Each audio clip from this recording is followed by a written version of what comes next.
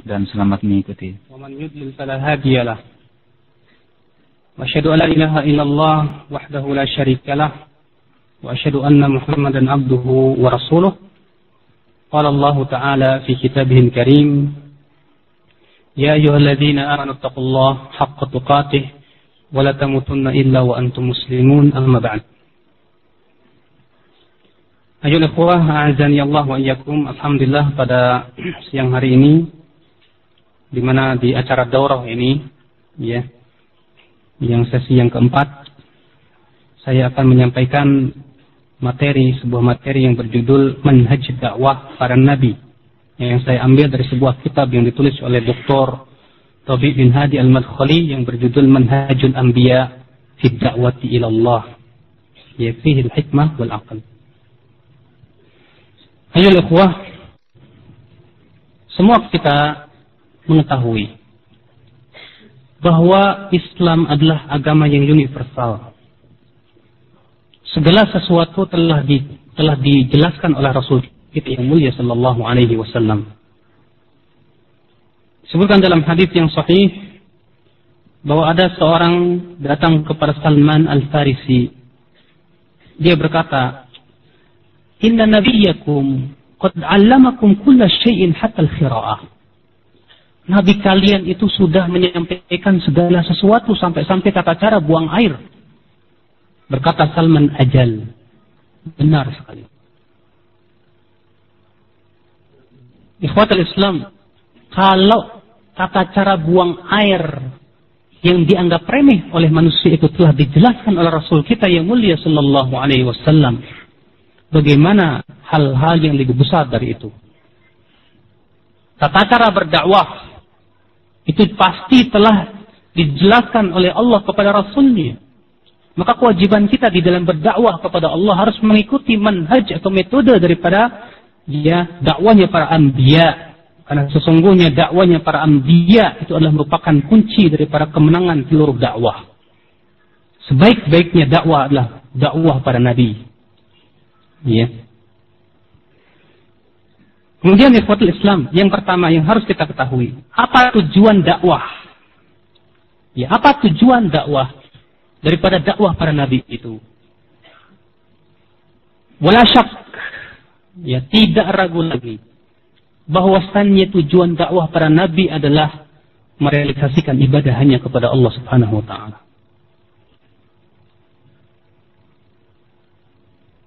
Kita perhatikan ikhwat Islam, ya, seluruh Rasul dari semenjak zaman Nabi Nuh sampai zaman Nabi Muhammad sallallahu alaihi wasallam, seluruh Rasul dakwahnya satu, yaitu ila yuwahhidullah, supaya mereka mentauhidkan Allah Subhanahu wa taala saja. Ya. Allah berfirman dalam surat Al-A'raf, laqad arsalna Nuhan ila qaumihi faqala ya qaumi ibudullaha ma lakum min ilahin ghairuh. Sungguh kami telah utus Nuh kepada kaumnya. Ia berkata, wahai kaumku, sembahlah Allah saja. Tidak ada ilah yang berhak disembah kecuali Allah Subhanahu wa taala. Jadi ini adalah tujuan dakwah para rasul. Yang pertama yang merupakan tujuan dakwah mereka adalah li'ila'i kalimatillah. Ya. Untuk merealisasikan apa itu ibadah hanya kepada Allah Rabbul Alamin. Dakwah para nabi bukan bertujuan untuk menggulingkan sebuah pemerintahan, tidak. Dakwah para nabi bukan bertujuan untuk membuat keonaran dengan bom dan yang lainnya, tidak sama sekali. Bahkan dakwah para nabi itu adalah untuk merealisasikan ibadah hanya kepada Allah. Membawa sebuah din yang disebutkan oleh Rasulullah SAW, al-anbiya ikhwatun li'allat, dinuhum wahid wa ummahatuhum syatta. Para nabi itu semua bersaudara, agama mereka satu, tapi syariat mereka berbeda-beda. Ikhwatul Islam, a'azzani Allah wa iyyakum. Coba kalau kita perhatikan kisah-kisah mengenai dakwah para nabi. Yang pertama yaitu kisah Nabi Nuh, telah disebutkan tadi ayatnya. Allah Subhanahu wa taala mengisahkan bagaimana Nabi Nuh alaihi wasallam berdakwah. Dalam surat Hud ayat 25 sampai 27 Allah berfirman, "Wa laqad arsalna Nuhan ila qaumihi inni lakum nadhirun mubin, alla ta'budu illa Allah inni akhafu 'alaikum 'adzaba yaumin alim."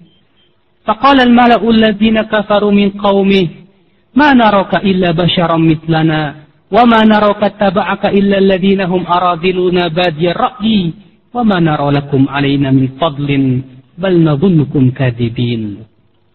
Sungguh kata Allah, kami telah mengutus Nuh kepada kaumnya. Ia berkata, sesungguhnya aku ini memberi peringatan yang nyata untuk kalian, yaitu agar jangan kalian menyembah kecuali Allah. Sesungguhnya aku takut atas kalian azab di hari yang pedih. Maka berkatalah para pembesar tokoh-tokoh daripada kaumnya itu yang kafir, ya, kami tidak melihat kecuali kamu ini manusia biasa seperti kami. Lihat, ya, bagaimana mereka menolak dakwah Nabi Nuh dengan kias yang fasid. Katanya, ya, kamu itu manusia seperti kami. Ada apa kok kamu diberikan keistimewaan risalah, kami tidak? Ya. وَمَا نَرَوْكَ إِلَّا الَّذِينَ هُمْ أَرَاذِلُنَا.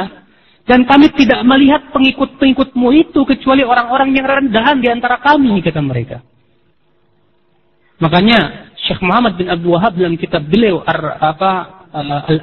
Masail Jahiliyah, perilaku jahiliyah, mengatakan bahwa di antara perilaku jahiliyah menilai orang itu dengan kedudukan dan jabatan serta pangkat. Ya, menilai kebenaran itu kalau diikuti orang-orang yang punya jabatan tinggi, orang-orang kaya. Kalau pengikutnya orang-orang mulia, baru dikatakan, oh ini dakwah yang hak. Kalau pengikutnya orang-orang yang rendahan, orang miskin, dianggap, oh ini dakwah yang nggak benar. Ya, itu merupakan perilaku jahiliyah. Ya, ma naraka taba'aka illa alladhina hum aradiluna badiyar ra'yi. Kami tidak melihat pengikut-pengikutmu itu kecuali orang-orang yang rendahan di antara kami, yang kata mereka, ya, pemikirannya kolot. Wa ma nara lakum alaina min fadlin, dan kami tidak melihat keutamaan atas kami. Bal nadhunnukum kadzibin, bahkan kami meyakini bahwa kalian itu dusta, kata ya kaumnya Nabi Nuh alaihi wasallam. Tapi subhanallah, perjuangan Nabi Nuh untuk berdakwah luar biasa. Mendakwahkan kepada tauhidullah. Ya, 950 tahun beliau berdakwah kepada tauhid tanpa ada lelahnya. Allah Subhanahu wa taala mengisahkan bagaimana ya beratnya dakwah Nabi Nuh alaihi wasallam. Disebutkan dalam surat apa? Nuh. Ya. Qala rabbi inni da'awtu qaumi lailan wa nahara. Ya Allah, aku telah mendakwahi kaumku itu di waktu malam dan siang. Falam yazidhum du'ai illa firara. Ternyata tidak menambah dakwahku itu kecuali mereka terus lari, tidak mau mendekat kepada dakwah ini. Ku'ifa wa inni, kata Nabi Nuh, kullama da'awtuhum, acap kali aku mendakwahi mereka, litaghfira lahum, agar engkau ampuni dosa mereka. Ja'alu asabi'ahum fi adanihim, mereka menjadikan jari-jari mereka di telinga-telinga mereka itu. Wastaghshaw thiyabahum, bahkan mereka menutup wajahnya dengan kain. Bayangkan Pak, kalau antum lagi ceramah terus pendengarnya pada gini. Gimana? Ya, wasal. Kalau antum melihat lagi ceramah kemudian pada tidur aja, kesel apalagi kayak gini. Ya, mendingan pergi. Tapi subhanallah Nabi Nuh alaihi wasallam begitu sangat sabar nih. Ya. Wa asarru wastakbaru istikbara, mereka mengeyel terus-menerus di atas kebatilan, mereka pun sombong dengan penuh kesombongan. Ya. 950 tahun terus berdakwah tanpa henti untuk supaya manusia hanya beribadah kepada Allah Subhanahu wa taala saja. Setelah 950 tahun ini, Nabi Nuh lalu berkata kepada Allah, qala rabbi inni maghlubun fantasir. Ya Allah, aku kalah, engkaulah yang akan menolong agamamu. Ya. Makanya ikhwatul Islam, dia dakwah kepada tauhid, konsekuensinya berat. Lihat Nabi Nuh alaihissalatu wassalam. Ya, begitu sangat berat beliau berdakwah kepada Allah, namun kesabarannya yang luar biasa. Maka beliau dimasukkan oleh Allah sebagai ulul azmi. Yang kedua, coba kita lihat Abul Anbiya. Siapakah anda? Tahukah anda Abul Anbiya? Beliau adalah Nabi Ibrahim alaihissalatu wassalam. Mengapa beliau disebut Abul Anbiya? Karena seluruh nabi setelah beliau adalah keturunan Nabi Ibrahim alaihissalatu wassalam. Ya. Allah Subhanahu wa taala menceritakan tentang kisah Nabi Ibrahim alaihissalatu wassalam dalam beberapa surat. Di antara dalam surat Al-An'am ayat 74, 79. Wa idh qala Ibrahimu li abihi Azar atattakhidhu asnaman alihah. Ingatlah ketika Ibrahim berkata kepada bapaknya Azar, apakah kamu hendak menjadikan patung-patung itu sebagai sesembahan? Inni araka wa qaumaka fi dhalalim mubin. Sungguh aku melihat kamu dan kaummu itu dalam kesesatan yang nyata. Ya, wa kadzalika nuri Ibrahim malakutas samawati wal ard waliyakuna minal muqinin. Demikianlah kami perlihatkan kepada Ibrahim kerajaan langit dan bumi, agar apa? Agar ia menjadi orang-orang yang yakin. Falamma janna alaihi al-lailu ra'a kaukaba. Tatkala malam itu telah tiba, Ibrahim melihat bintang-bintang. Apa kata Nabi Ibrahim dalam rangka berhujjah kepada kaumnya? Ya, beliau menghadapi kaumnya, mendakwahi kaumnya bukan hanya dengan dalil, namun juga dengan dalil akli dan nakli. Apa kata Ibrahim? Qala hadza rabbi, ini Tuhanku. Falamma afal, namun tatkala bintang-bintang itu pergi, terbenam, hilang. Qala la uhibbul afilin. Kata Ibrahim, aku tidak suka sesuatu yang terbenam, yang hilang. Falamma ra'al qamara bazighan qala hadza rabbi. Tatkala Nabi Ibrahim melihat bulan, maka ia pun berkata, ini Rabbku. Tapi tatkala bulan itu kembali hilang, qala la illam yahdini rabbi la akunanna minal qaumid dhalin. Kalaulah Rabbku tidak memberikan petunjuk kepadaku, niscaya aku termasuk orang-orang yang sesat, kata Nabi Ibrahim. Falamma ra'a asy-syamsa bazighah. Tatkala Ibrahim melihat matahari, apa kata Ibrahim? Qala hadza rabbi, hadza akbar. Ini Rabbku, ini lebih besar. Ya. Falamma afalat, namun tatkala matahari itu hilang, ya, terbenam, qala ya qaumi inni bari'um mimma tusyrikun. Ia pun berkata, wahai kaumku, aku ini berlepas diri dari semua kesyirikan yang kalian lakukan itu. Inni wajjahtu wajhiya lilladzi fatara as-samawati wal arda hanifa wa ma ana minal musyrikin. Ya, sesungguhnya aku menghadapkan wajahku kepada Zat yang telah menciptakan langit dan bumi secara hanif, dan tidaklah aku termasuk orang-orang yang menyekutukan Allah Subhanahu wa taala. Lihat ya akhi.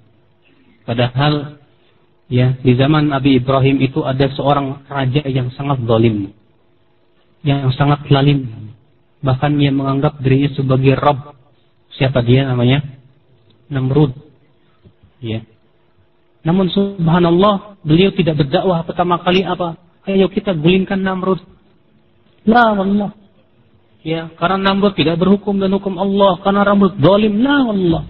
Yang pertama kali didakwahkan Nabi Ibrahim alaihissalatu wassalam apa? Ya, sembah Allah Subhanahu wa taala. Didakwahi ayahnya. Ya. Sebagaimana firman Allah, "Qu anfusakum wa ahlikum nara." Peliharalah diri kamu dan keluarga kamu dari api neraka. Coba kita dakwahi. Lihat, kita ambil ibrah daripada dakwahnya di Ibrahim alaihissalatu wassalam. Beliau berusaha untuk mendakwahi ayahnya dahulu. Demikian pula kita.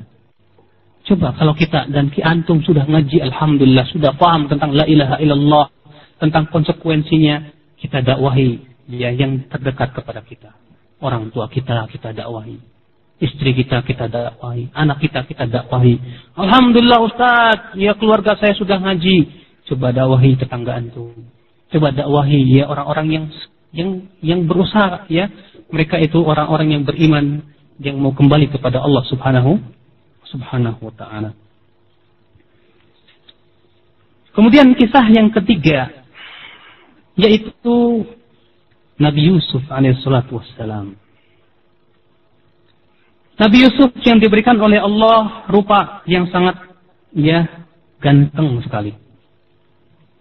Yang dikatakan oleh Rasulullah SAW, aku bertemu dengan Yusuf, ternyata beliau diberikan oleh Allah setengah keindahan.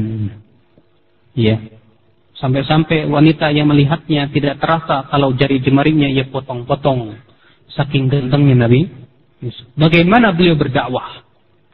Ketika beliau ini dimasukkan ke dalam penjara, maka yang beliau dakwahkan kepada orang yang ada di penjara itu apa? Apakah dia mengatakan, wahai kaumku, ini raja kita ini zalim, dia tidak berhukum dan hukum Allah, ayo kita gulingkan saja. Tidak, dengarkan. Ya, Allah mengkisahkan dakwahnya Nabi Yusuf alaihissalatu wassalam di surat Yusuf ayat 36 sampai 40. Wa dakhala ma'ahu sijna fatayan, qala ahaduhuma inni arani a'siru khamra. وقال الآخر إني أراني أحمل فوق رأسي خبزا تأكل الطير منه نبئنا بتأويله إنا نراك من المحسنين. Ya.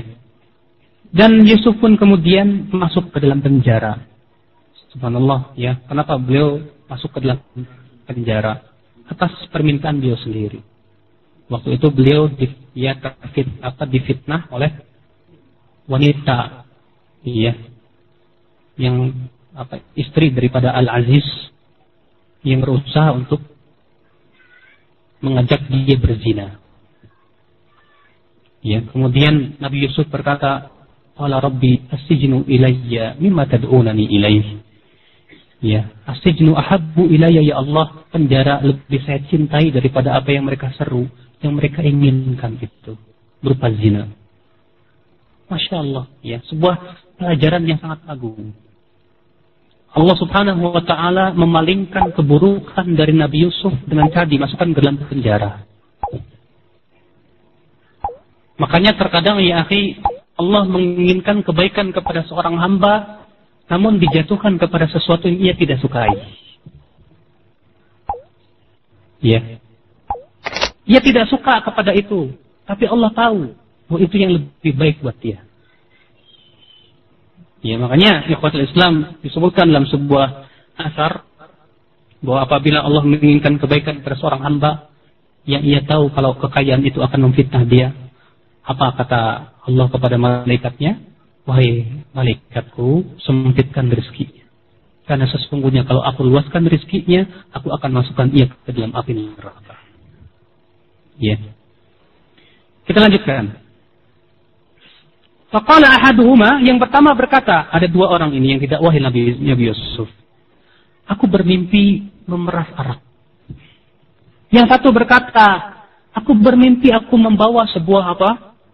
Ya, aku membawa di atas kepalaku khubzan, yaitu apa? Roti. Ta'kulut tayru minhu, lalu kemudian ternyata dicaplok, diambil, dimakan oleh burung. Nabi ta'wilihi inna naraka minal muhsinin. Berikan kepada kami takwilnya. Sesungguhnya kami melihat kamu itu orang-orang yang berbuat kebaikan. Faedah yang agung dari kisah ini. Ya. Bahwa mimpi itu bisa ditakwil. Dan mimpi itu bermakna. Ya. Makanya salah orang yang mengatakan katanya mimpi itu tidak bermakna. Yang sahih, mimpi itu ada tiga. Ada dari Allah, dari syaitan, dan dari siapa? Dari kegundahan hati. Kalau antum lagi pusing mikirin sesuatu ke bawah mimpi biasanya gitu. Iya. Di sini juga kita ambil faedah bolehnya kita meminta takwil mimpi kepada orang yang soleh yang kita ketahui ia berdalam ilmunya. Karena dua orang ini berkata kepada Nabi Yusuf, kami ini melihat engkau ini berbuat baik, hai Yusuf. Tolong takwilkan mimpi kami ini. Apa sih mimpi ini? Ya. Namun dalam Islam ya akhi, ingat, mimpi bukan dalil. Mimpi hanya sebuah penguat saja. Berbeda dengan orang-orang sufi. Ya, orang-orang sufi itu mengatakan bahwa mimpi itu dalil. Katanya mimpinya wali itu ya pasti terjadi. Ini semua tidak benar. Memang Rasulullah mengabarkan bahwa mimpi seorang mukmin itu 1/46 daripada bagian kenabian. Dan Rasul juga mengabarkan bahwa nanti di akhir zaman itu mimpi-mimpi mukmin itu akan menjadi kenyataan. Dan Rasulullah mengatakan bahwa orang yang paling benar mimpinya adalah orang yang paling jujur perkataannya. Semakin jujur, semakin benar mimpinya. Ya, kemudian apa? Nabi Yusuf alaihissalatu wassalam berkata, "Qala la ya'tikuma ta'amun turzaqanihi illa nabba'tukuma bita'wilihi qabla an ya'tiyakuma. Dzalikuma mimma 'allamani Rabbi. Inni taraktu millata qaumin la yu'minuna billah wa hum bil akhirati hum kafirun." Sesungguhnya aku meninggalkan, aku ini, kata beliau, inni taraktu millata qaumin, aku meninggalkan milah suatu kaum, mereka tidak beriman kepada Allah dan mereka kafir kepada kehidupan akhirat. Wattaba'tu millata abai Ibrahim wa Ishaq wa Yaqub, aku mengikuti agamanya ayahku Ibrahim, Ishaq dan Yaqub. Maka lana an nusyrika billahi min syai', kami tidak diperbolehkan dan tidak pernah kami mempersekutukan Allah dengan sesuatu pun juga. Dzalika min fadlillahi 'alaina wa 'alan nas, walakinna aktsaran nasi la yashkurun. Ya, sebelum ditakwil, didakwahkan dulu. Apa? Ya sahibai sijn, wahai teman saya sepenjara. A'arbabum mutafarriqun khair, amillahul wahidul qahhar. Mana yang lebih baik? Apakah Tuhan-Tuhan yang banyak atau Allah yang esa, yang maha berkuasa? Subhanallah. Ya.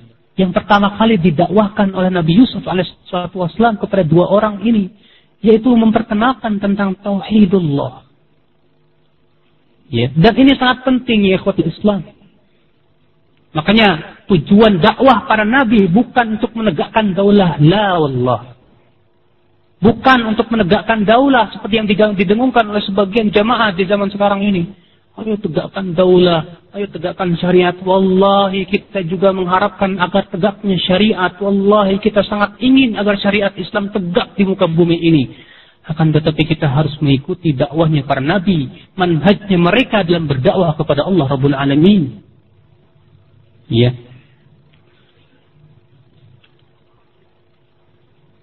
Kata Syekh Rabi' bin Hadi, dia berkata begini.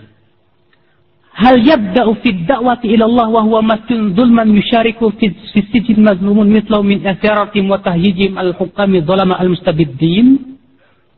Ya. Apakah di sini Nabi Yusuf memulai dalam berdakwah kepada Allah dalam keadaan beliau itu dipenjara, dizalimi lagi? Ya, dengan cara apa? Memprovokasi manusia supaya memberontak kepada pemerintah? Tidak. Ya. Apakah seperti itu yang dakwahkan oleh Nabi Yusuf? La. Akan tetapi yang beliau dakwahkan yang pertama kali kepada manusia adalah mentauhidkan Allah Rabbul Alamin. Ini, ya akhi, azani Allah wa iyyakum. Kemudian kisah yang keempat, Nabi Musa alaihissalatu wassalam. Nabi Musa alaihissalatu wassalam diperintahkan oleh Allah untuk pergi kepada Fir'aun. Ya. Antum semua saya yakin faham siapa Fir'aun. Mbahnya Tagut. Dia mengatakan ana rabbukumul a'la. Aku adalah Rabb kalian yang paling tinggi. Kezaliman Fir'aun luar biasa. Di mana Bani Israel itu, ya, anak-anak laki-lakinya disembelihin, anak-anak perempuannya dibiarkan hidup. Ya. Jelas Fir'aun tidak berhukum dan hukum Allah, dia kafir. Kita lihat bagaimana Allah Subhanahu wa taala menyuruh Nabi Musa alaihissalatu wassalam untuk pergi kepada Fir'aun, berdakwah kepada Allah. Dalam surat An-Nazi'at ayat 17-19 Allah berfirman. Surat Thaha ayat 43-44. Idhaba ila fir'auna innahu tagha. Faqula lahu qawlan layyinan la'allahu yatadhakkaru aw yakhsha. Pergilah kalian berdua kepada Fir'aun. Sesungguhnya ia itu melampaui batas. Dan katakan kepadanya dengan kata-kata yang lemah lembut. Semoga ia mau ingat atau ia takut. Ya. Allah mengajarkan kepada Nabi Musa dan Nabi Harun menghadapi penguasa yang sangat zalim ini. Penguasa yang tagut ini. penguasa yang kafir ini yang mengaku dirinya Tuhan untuk mengatakan apa? Kata-kata yang lemah, lembut. Kalau kepada orang kafir seperti ini begitu ya indahnya Islam dalam mendakwai, bagaimana kalau pemerintahannya pemimpin itu masih sholat? Bagaimana pemimpin itu masih muslim? Ikhwatul Islam, a'azani Allah wa iyyakum. Ya.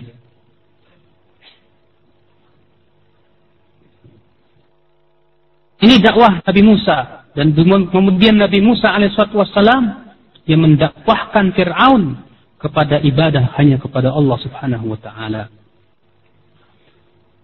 Demikian Nabi Muhammad sallallahu alaihi wasallam. Nabi kita, Nabi besar, Nabi mulia, Nabi kita yang mulia alaihissalatu wassalam, yang memulai dakwah beliau ini kepada tauhidullah, dan beliau menghadapi berbagai macam kesulitan dalam mendakwahi manusia kepada tauhid ini. Lihat sebuah kisah, ya, alaihissalatu wassalam, bagaimana para sahabat radhiyallahu anhum yang mendakwahkan atau bagaimana Rasulullah SAW mendakwahkan tauhid ini. Disebutkan dalam hadis yang dikeluarkan oleh Muslim, demikian pula Imam Ahmad dalam musnadnya, bahwa Amr bin Absah As-Sulami berkata, "Kuntu wa ana fil jahiliyah, adunnu anna an-nas 'ala dhalalah." Dahulu waktu aku masih di waktu zaman jahiliyah, aku menyangka, aku yakin semua manusia ini sekarang di atas kesesatan. Wa annahum laisu 'ala syai', bahwasanya mereka tidak di atas agama yang hak. Wa hum ya'buduna al-awthan, mereka ini menyembah berhala-berhala. Fasami'tu bi rajulin bi Makkah yukhbiru akhbaran, ternyata aku mendengar sebuah kabar, ya, ada seorang laki-laki yang berdakwah kepada Allah Subhanahu wa taala. Faqa'atu 'ala rahilati, laku aku pun segera pergi dengan kendaraanku. Faqadimtu alaihi, untuk bertemu dengannya. Faidah Rasulullah SAW mustakhfiyan, ternyata Rasulullah SAW berdakwah sembunyi-sembunyi. Jarra'un alaihi qaumu fatalattaftu, di mana kaumnya begitu berani ya kepada Rasulullah. Aku pun sembunyi-sembunyi, sehingga kemudian aku pun masuk ke Mekah. Aku pun bertemu dengan beliau, kata Amr bin Absah. Lalu aku bertanya, "Ma anta?" Kamu itu siapa? Kata Rasulullah apa? "Ana nabi." Aku nabi. Takut wa bi ayyi syai'in wa ma nabi? Apa itu nabi? Kata Rasulullah, arsalani Allah, Allah yang mengutusku. Aku berkata, bi ayyi syai'in arsalak, dengan apa Allah mengutusmu? Kata Rasulullah, arsalani bi silatil arham wa kasril awthan wa an yuwahhadallaha la yusyrak bihi syai'. Allah mengutus membawa berbagai macam hadiah kepada Raja Habasyah yang bernama Najasyi. Lalu apa kata Amr bin al-As? Ayyuhal malik, hai raja, innahu qad saba'a fi ila baladika minna ghilman sufaha. Sungguh telah pergi ke negerimu ini orang-orang yang bodoh di antara kami. Taraku qaumahum, mereka meninggalkan kaumnya, walam yadkhulu fi dinik, mereka juga tidak mau masuk ke dalam agamamu. Waja'u bidinin mubtada', mereka datang dengan membawa agama yang bid'ah, kata mereka begitu. Ya, Islam itu sebagai agama yang bid'ah, kata mereka. La na'rifuhu nahnu wala anta, kami tidak pernah mengenalnya, engkau pun tidak akan pernah mengenalnya. Maka kemudian Najasyi pun memanggil mereka. Ya. Lalu Najasyi berkata kepada para sahabat itu, "Ma hadzal din alladzi faraqtum fi qaumakum?" Agama apa yang kalian ini tinggalkan kaum kalian itu untuk membela agama ini? Walam tadkhulu dini, kalian juga tidak mau masuk kepada agamaku, tidak pula masuk kepada agama seorang pun dari umat-umat ini. Maka kemudian Ja'far bin Abu Thalib pun tegas berkata, "Ayyuhal malik, hai raja, kunna qauman ahla jahiliyah na'budul asnam." Kami dahulu itu suatu kaum jahiliyah, kami menyembah berhala. Wa na'kulul maitah, kami makan bangkai. Wa na'til fawahish, kami berzina. Wa naqtaul arham, memutuskan silaturahim. wa nusi'ul jiwar, demikian pula kami berbuat buruk kepada tetangga. Ya'kul qawidu minna dha'if, orang yang kuat memakan yang lemah. Fakunna ala dzalika hatta ba'athallahu ilaina rasula. Kami di atas akidah seperti ini, di atas kekacauan seperti ini, sampai Allah utus kepada kami seorang rasul. Na'rifu nasaba wa sidqah wa amanatahu wa afafah. Kami mengenal orang ini nasabnya paling mulia, kejujurannya, amanahnya dan kehormatannya. Fada'ana ilallah liulin wahidahu wa na'budah.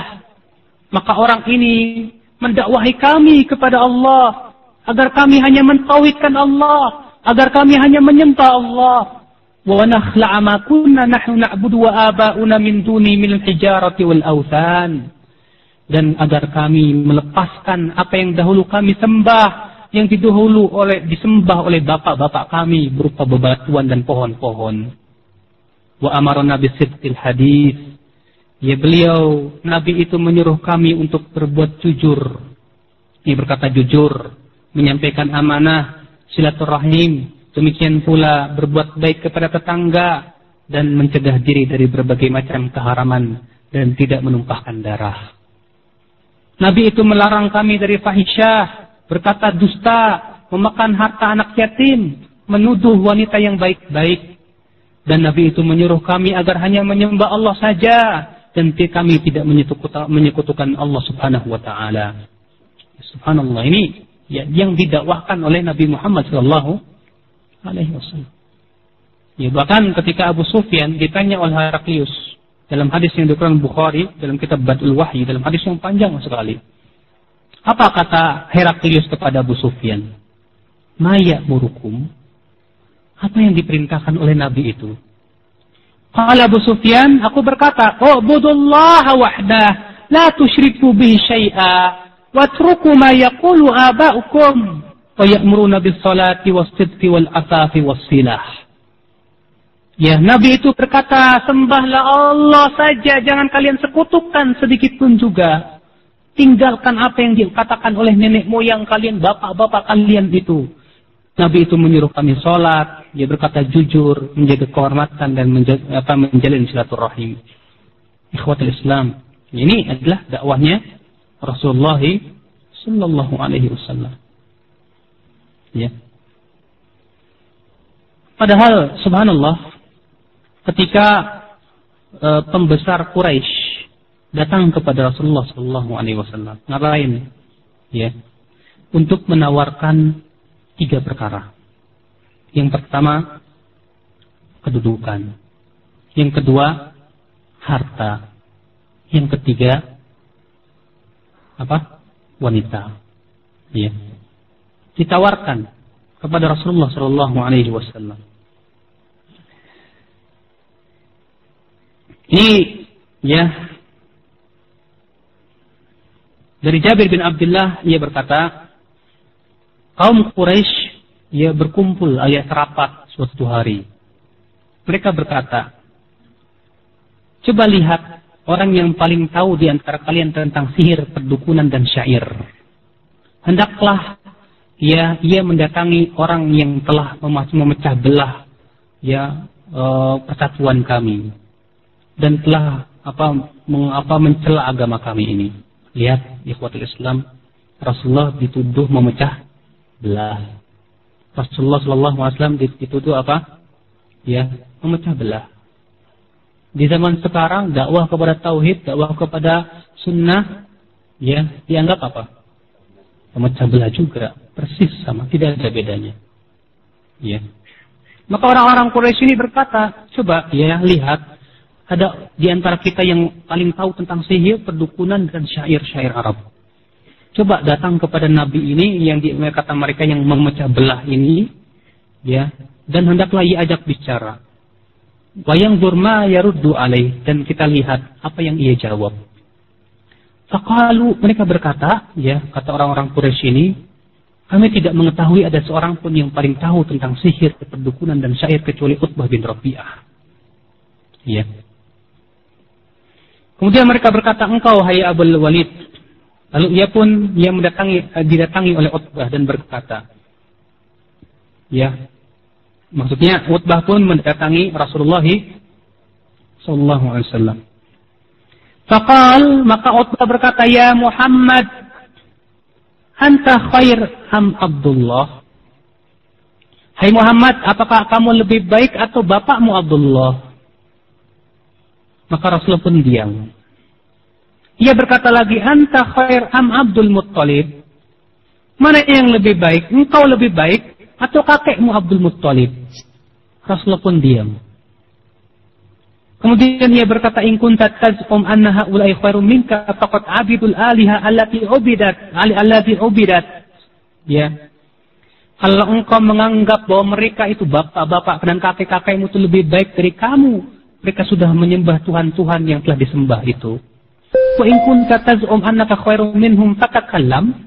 Kalau kamu menganggap bahwa kamu itu lebih baik dari mereka, coba kamu berbicara, jangan diam begitu.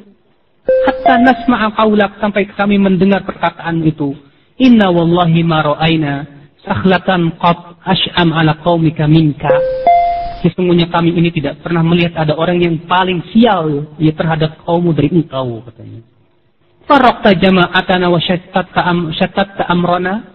Kamu sudah memecah belah kami, ya. Wa ibtadinana, kamu juga telah mengejek agama kami. Wa fadhahatna fil Arab. Wa fadhahtana fil Arab, dan kamu telah menjelek-jelekan kami di Arab ini. Nafi Quraisy sahiran, sampai tersebar di kalangan Arab bahwa dia di dalam Quraisy itu ada seorang penyihir. Maksudnya Rasulullah. Bahwasannya dalam Quraisy itu ada dukun. Wallahi ma nanzur illa mithla sayhatil qubla an yaquma ba'duna ila ba'din bisuyub hatta taftani. Ya tatafana. Demi Allah, kata ya Utbah ini, ya kami tidak melihat kecuali kami ya akan saling bersatu padu untuk ya membunuh kamu. Ayyuhar rajul, hai lelaki, kata Utbah kepada Rasulullah, in kana innama bikal haja jama'na laka hatta takuna aghna Quraisy rajulan. Kalau kamu mau, ya kalau butuh duit, kami akan kumpulkan seluruh ya harta Quraisy sampai kamu itu orang yang menjadi orang yang terkaya di dunia ini. Kalau kamu yang ingin menikah, kami akan pilihkan wanita yang tercantik agar kamu bisa menikahinya. Kalau kamu ingin kedudukan, kami akan jadikan engkau raja Arab. Ya. Mendengar itu Rasulullah bersabda, "Faraqta, sudah selesai?" Dia berkata, "Na'am, saya sudah selesai." Maka Rasulullah bersabda, "Bismillahirrahmanirrahim. Hamim, tanzilun minar rahmanir rahim."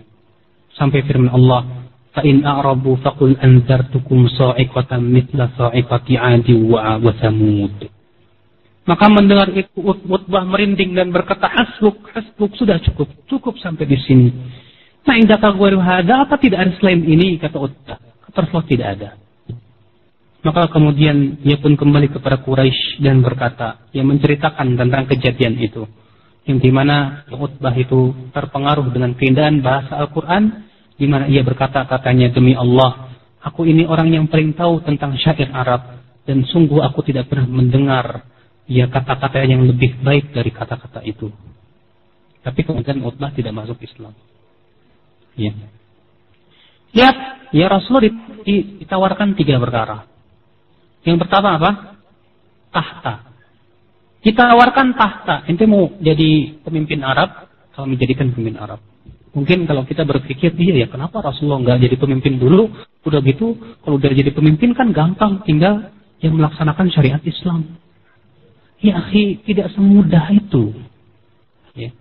Ketika Rasulullah ditawarkan kepada beliau, Rasulullah tawarkan kepada beliau wanita, lumayan wanita buat demo. Dia menolak. Ketika Rasulullah SAW ditawarkan harta, tidak pula.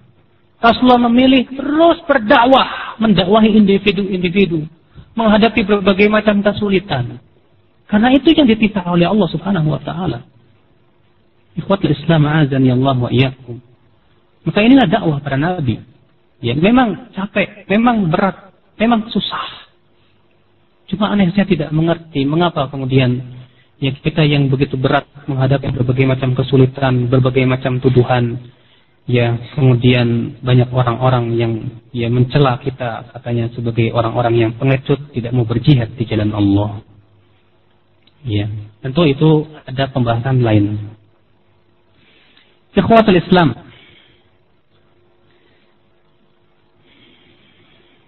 yang jelas, ya, dakwah para nabi tujuannya adalah yaitu agar merealisasikan ibadah hanya kepada Allah Subhanahu wa taala. Dan dakwah atau metode dakwah seperti ini tidak boleh kita menyimpang darinya. Mengapa? Ya, kata Syekh Rabi, wal anas'al, sekarang kita bertanya, hal yajuzu lid-du'a ila Allah fi ayyi asrin min al-usur al-udul an manhaj al-anbiya fi ad-da'wati ila Allah? Bolehkah seorang dai pun yang berdakwah kepada Allah di zaman kita ini untuk menyimpang dari manhaj para nabi dalam berdakwah kepada Allah, boleh tidak? Al-jawab, kata beliau, dari penjelasan yang telah kita berikan tadi, la yajuzu syar'an wala aqlan al-udul an hadzal manhaj. Tidak boleh secara syariat maupun akal kita ini menyimpang dari manhaj yang agung ini. Kenapa sebabnya? Awalan, yang pertama, anna hadha huwa tariqul aqwam alladhi rasamahu Allah li jami'il anbiya min awwalihim ila akhirihim. Bahwa inilah jalan yang paling lurus yang Allah telah wahyukan kepada seluruh nabi dan rasul. Ya. Thaniyan, yang kedua, annal anbiya qad iltazamuhu wa tabaquhu, bahwa para nabi itu telah berpegang kepada manhaj ini dan mempraktikannya. Tidak ada seorang nabi pun membuka dakwahnya dengan tasawuf.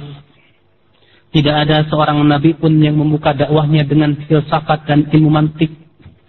Tidak ada seorang nabi pun membuka dakwahnya dengan politik. Tidak ada seorang nabi pun yang membuka dakwahnya dengan perbaikan ekonomi. Lah. Yang beliau dakwahkan yang pertama kali yang mereka dakwahkan kepada manusia, kepada Allah, yaitu agar mentauhidkan Allah Rabbul, pengokohan akidah dahulu. Ya. Salisan, yang ketiga, kata Syekh Rabi, anna Allah qad aujaba ala rasulina al-karim alladhi faradallahu alaina ittiba'ah an yaqtadiya bihim wa yatsluka manhajahum, bahwa Allah telah mewajibkan kepada rasul kita yang mulia untuk mengikuti manhaj para nabi. Allah berfirman dalam surat Al-An'am ayat 90 setelah menyebutkan dakwah-dakwah para nabi. Allah berfirman, ulaika alladzina hadallah fabihudahu muqtadih. Merekalah orang-orang yang Allah berikan petunjuk hidayah, maka dengan hidayah merekalah hendaklah kamu, hai Muhammad, mengikuti. Di sini Rasulullah diperintahkan oleh Allah untuk mengikuti metode atau manhaj para nabi sebelum beliau. Ya. Yang keempat, walamma kanat da'watuhum fi akmali suwariha tatamassal fi da'wati Ibrahim, zadallahu al-amra ta'kidan. Tatkala dakwah mereka itu bentuknya menjadi sempurna, terbentuk dalam dakwah Nabi Ibrahim, maka Allah pun semakin menguatkan dan menyuruh Nabi kita Muhammad untuk mengikuti manhaj Nabi Ibrahim. Allah berfirman dalam surat An-Nahl ayat 123, Summa awhayna ilaika an nittabi' millata Ibrahim hanifa wa ma kana minal musyrikin. Kemudian kami wahyukan kepadamu agar ikutilah agama Ibrahim yang lurus itu. Tidaklah Ibrahim itu termasuk orang-orang yang berbuat syirik. Wal amru bittiba'ihi yashmalu al-akhdha bi millatihi allati hiya huwiyat tauhid wa muharabati syirk. Di mana perintah untuk mengikuti Ibrahim tentu mencakup untuk mengambil milah Ibrahim, yaitu mendakwahkan kepada tauhid, ya, dan mengentaskan kesyirikan. Demikian pula manhaj di dalam memulai dakwah kepada Allah Subhanahu wa taala.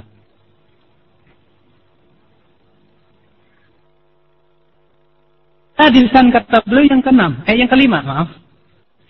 Yang kelima. Allah berfirman dalam surat An-Nisa ayat 59, "Fa in tanaza'tum fi syai'in ila Allah farudduhu ila Allahi war Rasul."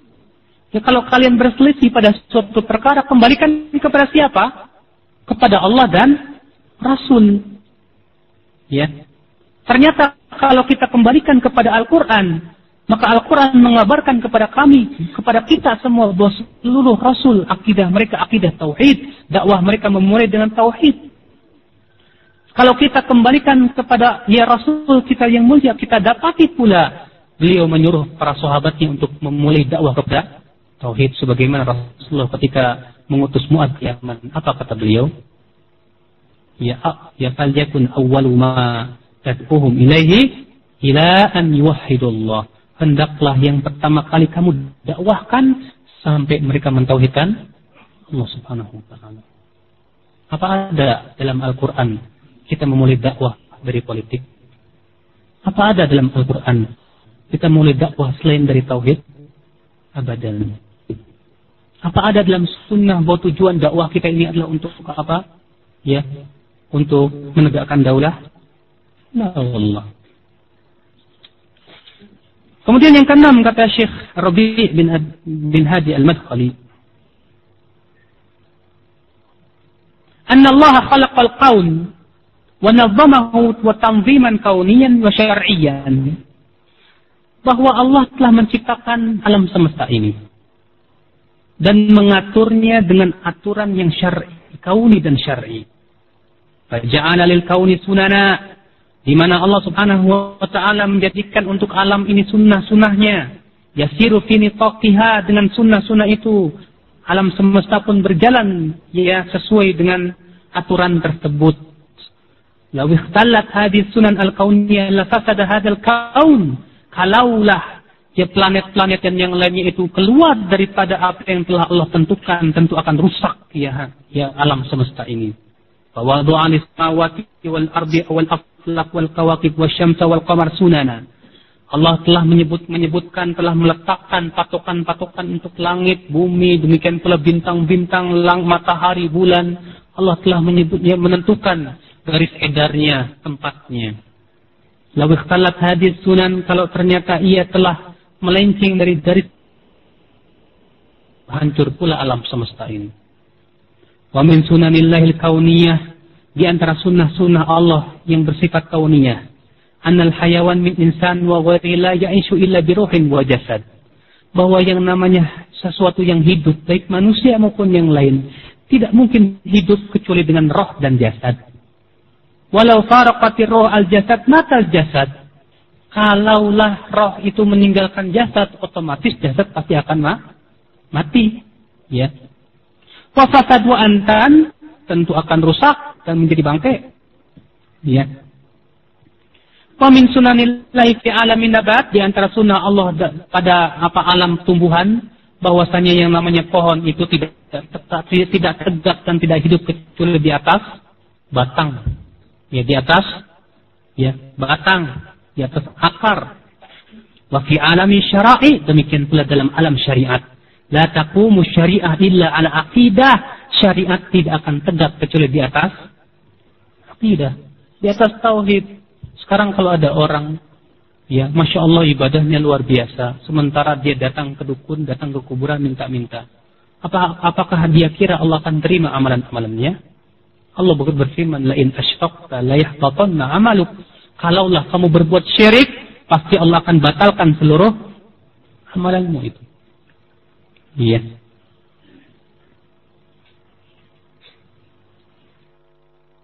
Jadi ini ya 6 perkara yang mengharuskan kita berjalan di atas dakwah para nabi. Ya. Karena ya akhi, syirik adalah dosa yang paling besar. Dan tauhid adalah keadilan yang paling besar. Dosa yang paling besar yang dimaksiati Allah di muka bumi adalah kesyirikan. Maka kewajiban kita adalah ya berusaha untuk memahami tentang kesyirikan ini dan hakikat daripada tauhid itu. Kemudian beliau berkata, "Wahib an azida thalathata amthilah." Saya suka ya ingin memberikan 3 percontohan tentang sunnah Allah yang bersifat pensyariatan ini. Ya. Yang pertama contohnya salat. Yang namanya salat itu dimulai dengan apa, Pak? Takbiratul ihram kan? kemudian baca Al-Fatihah, kemudian ruku, kemudian i'tidal, kemudian sujud. Setelah itu diakhiri dengan salam. Sekarang kalau ada orang sholat salam dulu, kemudian takbiratul ihram, boleh tidak? Tentu tidak boleh. Haji, yang namanya haji itu, ya harus kita mulai dari, dari 8 tarwiyah ke Mina dulu, kemudian tanggal 9 baru ke Arafah. Setelah itu baru pulang kemana? Ke Muzdalifah, ke Mina kembali untuk melempar jumroh. Sekarang kalau ada orang tanggal 8 udah ngelempar jumroh, sah nggak? Demikian pula dalam masalah dakwah, apa bedanya? Kalau sholat kita diperintahkan untuk memulai dengan takbiratul ihram, kalau dakwah kita dimulai untuk mendakwahkan tauhidullah jalla wa ala. Tidak ada bedanya kata beliau dalam masalah ini. Jadi ini ikhwan Islam. Jadi dakwah, intisari dakwah para nabi adalah, hakikatnya adalah pembenahan masalah akidah, mentauhidkan Allah subhanahu wa ta'ala. Sebab kalau orang sudah mentauhidkan Allah dan dia tahu dan mati di atas la ilaha illallah, sebesar apapun dosa yang ia lakukan pasti Allah ampuni. Tapi kemudian ada suatu kaum dakwah kepada penegakkan syariat, akhirnya syariat belum tegak, orang-orang mati di atas kesyirikan. Allahul musta'an Allahul musta'an, kita mohon kepada Allah pertolongan tentunya di dalam terus istiqamah untuk mendakwakan manusia kepada akidah yang hak dan kepada tauhidullah ini. Makanya di sana ada tujuan-tujuan dakwah yang tidak benar, yang tidak sesuai dengan tujuan dakwah para nabi. Yang pertama, tujuan dakwah menegakkan daulah. Jelas ini tujuan yang menyimpang daripada dakwah para nabi. Ya akhi, Nabi Nuh 950 tahun berdakwah, apa dapat daulah? Tidak. Banyak nabi yang mereka dakwah tidak dapat daulah. Hanya beberapa nabi saja yang diberikan oleh Allah daulah. Ini menunjukkan ikhwatul Islam bahwa tujuan kita dalam berdakwah bukan untuk menegakkan daulah. Sama saja.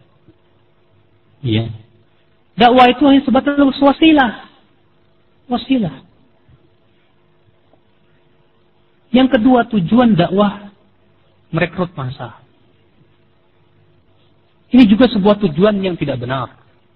Di mana seseorang yang bertujuan dari dakwahnya itu mengumpulkan massa sebanyak-banyaknya, Mas. Tidak peduli apakah akidahnya benar apa enggak. Coba lihat Rasulullah SAW bersabda apa? Uridat alayyan umam. Aku diperlihatkan oleh Allah umat-umat pada hari kiamat. Fara'aitu nabiyyan wa ma'ahu. Rasanya pengikutlah wallah. Di berapa banyak ikhwatul Islam para duat yang dakwahnya niatnya cari pengikut. Akhirnya apa yang terjadi? Mengikuti kemauan manusia, mengikuti hawa nafsu manusia. Bukan berarti ketika kita dakwah yang tujuannya bukan mencari pengikut kemudian kita tidak berakhlak mulia, tidak. Akhlak mulia tetap dilaksanakan dalam rangka mencari keridhaan Allah Subhanahu wa taala.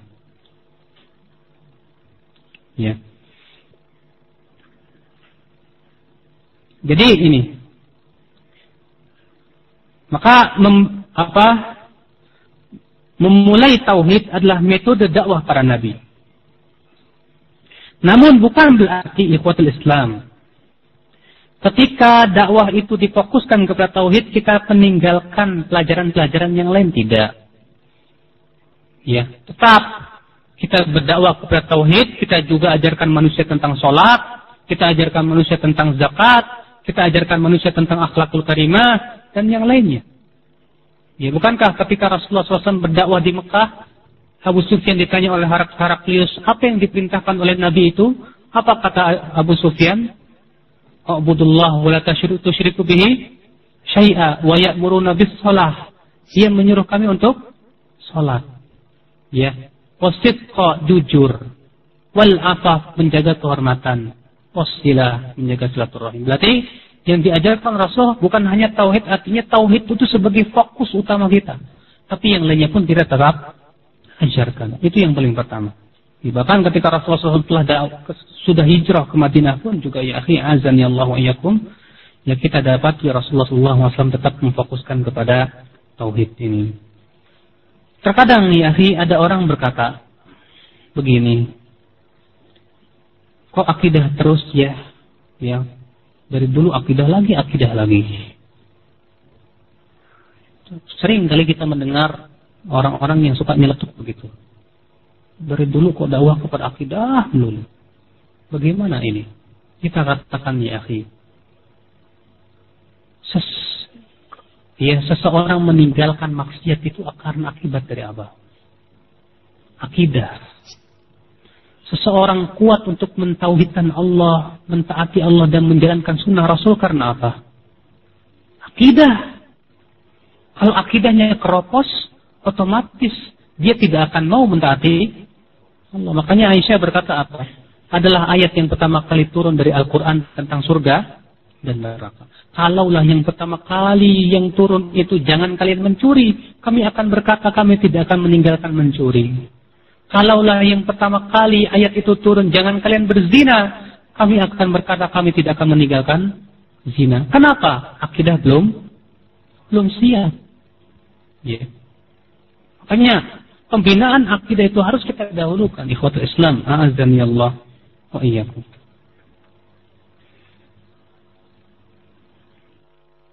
Ayyuhal ikhwah, a'azzani Allah wa iyyakum. Jadi ini adalah merupakan tujuan daripada dakwah para nabi dan metode mereka, yaitu bahwasanya mereka yang mendakwahkan tauhid, ya, memurnikan ibadah hanya kepada Allah Subhanahu wa taala. Maka tidak ada kebaikan kecuali apa yang telah disyariatkan oleh para nabi. Ya, yang disyariatkan oleh Allah melalui para nabi, dan tidak ada manhaj yang paling lurus kecuali manhaj para nabi alaihi wassalatu wassalam. Kemudian ikhwatul Islam, a'azani Allah wa iyyakum. Di sana terkadang banyak ya syubhat-syubhat yang berusaha untuk mementahkan dakwah tauhid kepada Allah Subhanahu wa taala. Ya, terkadang di antara syubhat itu mereka berkata begini. Ya. Katanya kaum muslimin sekarang ini sudah mengucapkan la ilaha illallah. Yang kita dakwah ini kaum muslimin. Buat apa kemudian kita mendakwahkan kepada la ilaha illallah? Kita jawab di akhi a'azani Allah wa iyyakum. Memang kaum muslimin ya, yang kita dakwahi ini adalah kaum muslimin. Betul sekali. Akan tetapi kenyataan yang kita lihat, banyak kaum muslimin tidak mengenal dan tidak mengetahui daripada makna la ilaha illallah. Ya. Kalau orang-orang musyrikin dahulu tidak mau mengucapkan la ilaha illallah karena mereka paham tentang makna la ilaha illallah.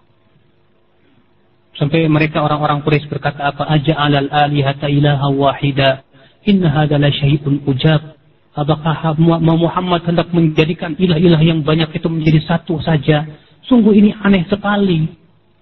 Mereka tidak mau mengucapkan la ilaha illallah karena paham konsekuensi la ilaha illallah.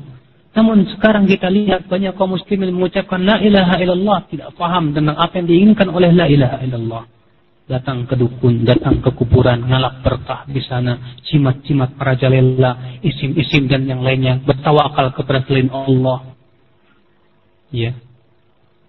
Makanya sini kita penting untuk mendakwahkan tauhid ini. Mendakwahkan tauhid ini.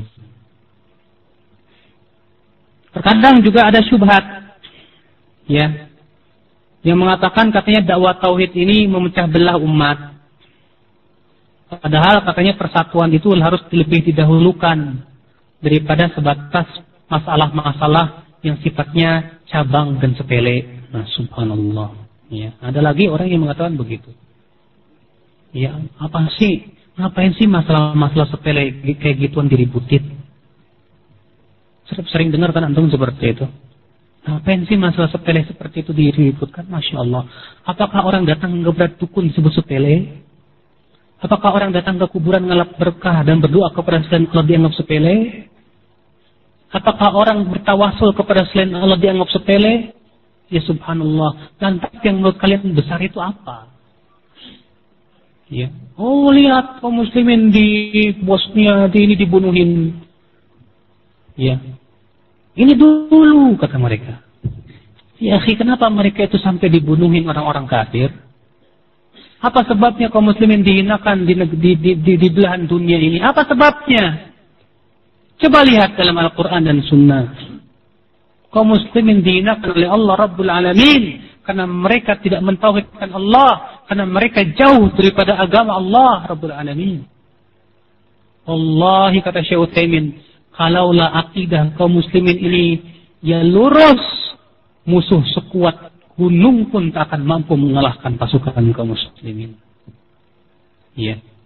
Namun kenyataannya, Masya Allah, akidah kaum muslimin keropos, hancur, pemikiran-pemikiran sesat merajalela. Ikhwatul Islam, azan ya Allah wa iyyakum. Ya, dan anehnya mereka yang mengatakan katanya itu sepele, mereka tidak bisa merealisasikan pada diri mereka sendiri. Padahal katanya sepele. Yang namanya sepele itu apa sih mas? Remeh enteng kan?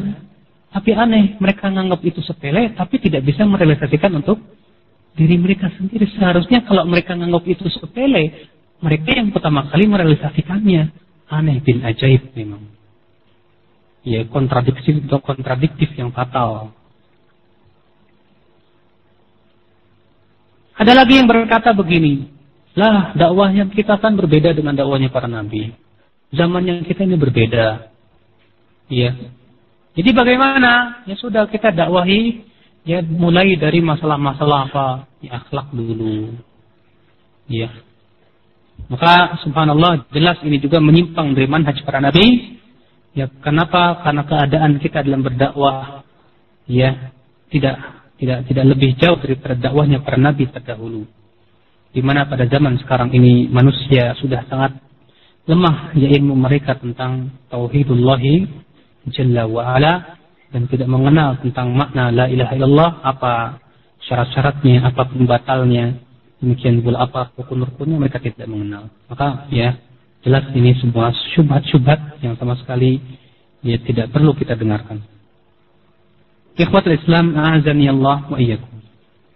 Jadi ini ya yang saya sampaikan ringkas dari buku yang ditulis oleh Syekh Dr.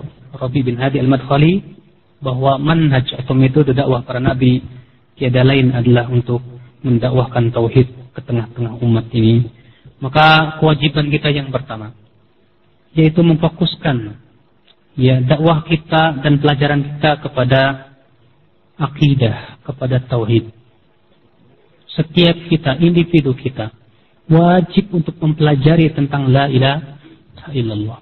Kita gali kitab-kitab para ulama yang berbicara tentang tauhid. Antum sudah pelajari belum kitab Al-Usulul Tsalatsah?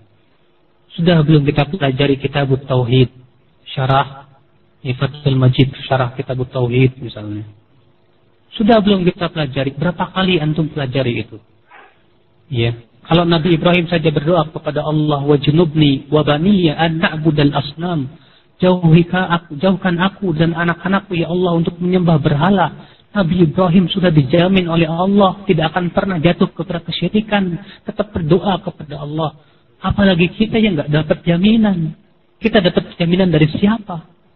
Ya jaminan mertua nggak jamin. Ikhwatul Islam. Maka pada waktu itu kewajiban kita pelajari terus tauhid dan tauhid. Lebih-lebih kata Ibnu Abbas, asyirku fi hadhil ummah akhfa min dabibin namal. Kesyirikan di dalam umat Islam ini lebih tersembunyi daripada langkahnya semut. Ya. Maka kewajiban kita ini sangat takut sekali. Rasulullah SAW sangat takut sekali. Ya. Inna akhwafa ma akhafu alaikum asyirkul asghar, kata Rasulullah. Sesungguhnya yang paling aku takutkan kepada kalian itu kesyirikan yang kecil. Apa itu? Ria. Ya. Ingin dipuji orang. ingin disanjung orang, ingin didengar orang, termasuk kesyirikan. Terkadang tidak sadar. Mungkin kita selamat dari syirik-syirik besar, kita tidak datang ke kuburan, kita tidak datang, tidak menyembah selain Allah, tapi belum tentu kita selamat dari yang namanya syirik kecil ini. Iya. Ayyuhal ikhwah, azani Allah wa iyyakum. Makanya kata Abdullah bin Ubaidillah bin Mulaikah, adraktu 30 sahabiyan, aku mendapati 30 sahabat, ma minhum min ahadin yaqul anna imanahum ka imani Jibril wa Mikail. Aku mendapati 30 sahabat, tidak ada seorang pun yang mengatakan iman saya seperti iman malaikat Jibril dan Mikail. Kulluhum yakhafuna an-nifaq ala anfusihim. Semuanya takut kalau kemunafikan itu menimpa diri mereka. Itu sahabat, Masya Allah, yang didapati oleh Abdullah bin Abi Mulaikah, sahabat-sahabat besar, Aisyah radhiyallahu anha dan yang lainnya. Ternyata sahabat saja sangat takut kalau kemunafikan, dan di antara makna nifak di antaranya adalah riya, itu ingin dipuji manusia. Jadi kewajiban yang pertama ini kita pelajari tauhid, dalami tauhid. Pelajari ilmu kitab-kitab tauhid. Kalau bisa antum hafalkan, antum pahami betul-betul detail tentang masalah yang berhubungan dengan akidah kita ini.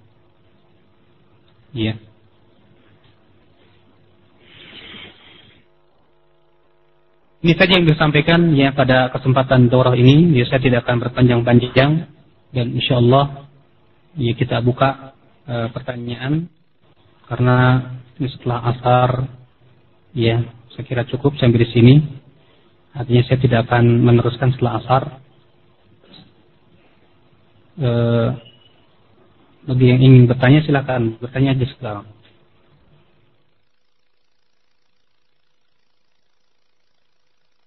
Khotbah Islam, para pendengar radio Roja, azanillah iyyakum. Demikian sesi materi yang beliau sampaikan, dan dari kajian ini kita lanjutkan dengan sesi tanya jawab hingga menjelang sholat asar.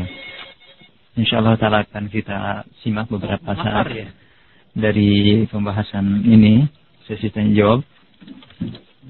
Kita akan menunggu dengan jeda yang berikut ini.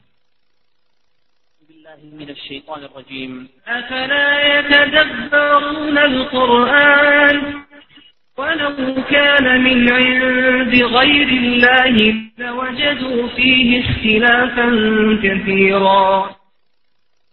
Dan ketampanannya separuh dunia. Separuh dunia.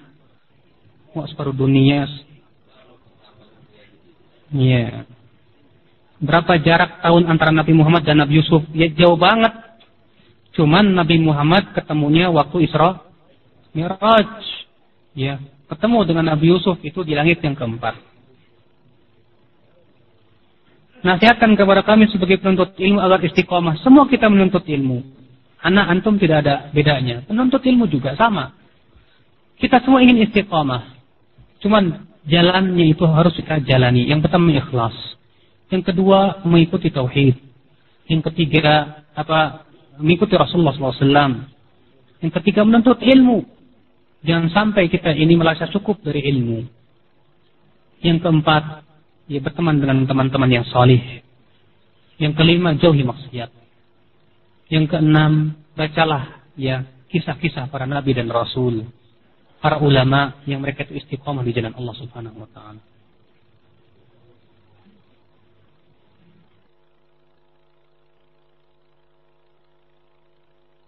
Bagaimana dengan di lingkungan anak yang penuh dengan kesyirikan, dukun, sesajian, hingga jika didakwakan tauhid mereka marah, tutup telinga, sampai-sampai terjadi keributan. Ya akhi, mendakwahkan tauhid butuh kepada kemampuan lisan yang cukup fasih. Makanya Nabi Musa alaihissalam mohon kepada Allah, wa akhi Musa huwa afsahu minni lisanan, dan saudaraku Musa dia lebih fasih dariku lisannya. Dan saudaraku Harun dia lebih fasih lisannya dariku. Makanya ya akhi, kalau antum dakwahnya langsung ngomong, hei manusia, kamu itu berbuat syirik, nggak boleh gini, orang nggak bakalan mau terima. Cuma kita berusaha untuk mengolah bagaimana dengan fasih yang kita bawakan hujahnya dari Al-Quran, dari hadis, pendapat para ulama, ya, sehingga dengan betul-betul ilmiah, jelas, mereka mau paham.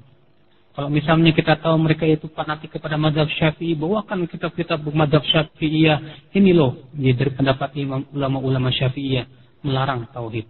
Melarang syirik, melarang berbagai macam, ya, bentuk-bentuk daripada kesyirikan.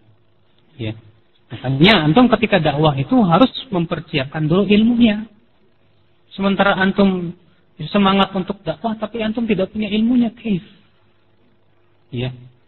Sebatas disebutkan, tahu enggak itu syirik, ditanya dalilnya apa? Tentu tanya dulu sama ustaz. Kan lucu jadinya. Ya, ketika ada orang memberikan syubhat kepada antum, dalam keadaan antum enggak bisa jawab syubhat. Wah, jangan-jangan dia benar, saya salah. Ya. Ini akibat dari apa? Karena kita tidak punya ilmu. Ada yang mengatakan bahwa dalam berdakwah kepada orang lain, maka kita perbanyaklah titik sentuh. Apa itu titik sentuh? Apakah itu ekonomi, politik, akhlak, dan sebagainya? Boleh semuanya. Bagaimana pendapat ini? Sekarang ikhwatul Islam, ya, itu kan pendapat. Sekarang kita bandingkan dengan metode dakwah para nabi. Yang pertama kali didakwakan oleh para rasul apa? Tauhid. Apakah para nabi itu tidak menghadapi kesulitan dalam berdakwah? Menghadapi kesulitan. Dan sudah kita ceritakan tadi bagaimana, ya, dakwahnya Nabi Nuh yang ditentang oleh kaumnya sampai telinganya itu ditutup oleh tangan-tangan mereka, seperti itu. Ya. Tentu ikhwatul Islam. Ya, kalau kita dakwah ini sesuai dengan selera atau dengan pendapat, ya, kalau begitu sama saja kita mengatakan kalau begitu para nabi itu tidak tahu titik sentuh, ya. Ya, kenapa para nabi dahulu enggak mengambil titik sentuh dulu, ya, ekonomi dulu misalnya. Kok tahu-tahu tauhid? Saya nggak ngerti. Mungkin para nabi yang bodoh atau ente-nya yang bodoh. Ya. Saya ada pertanyaan?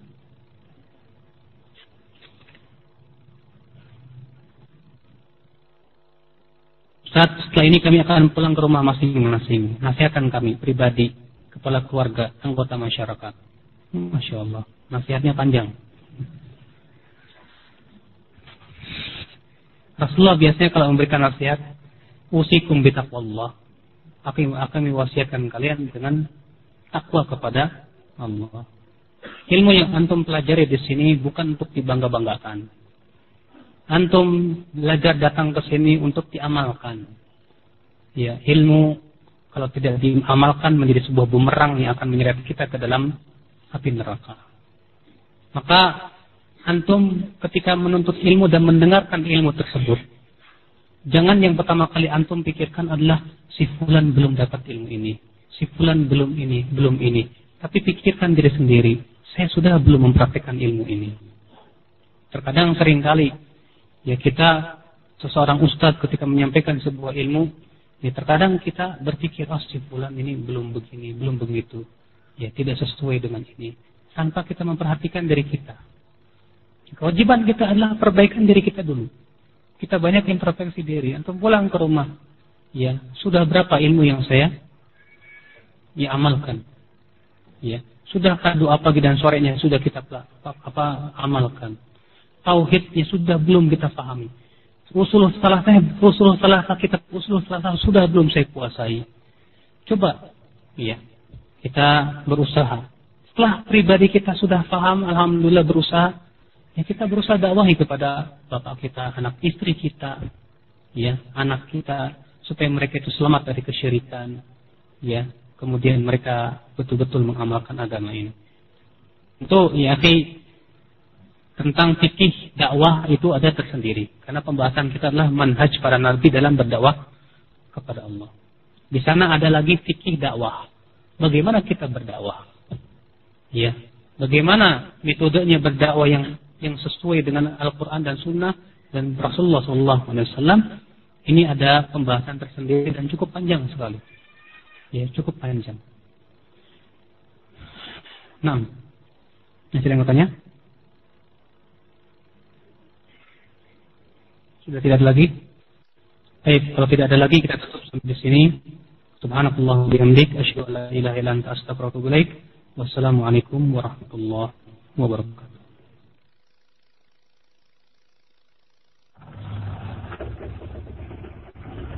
Dari bumi Chelsea mengudara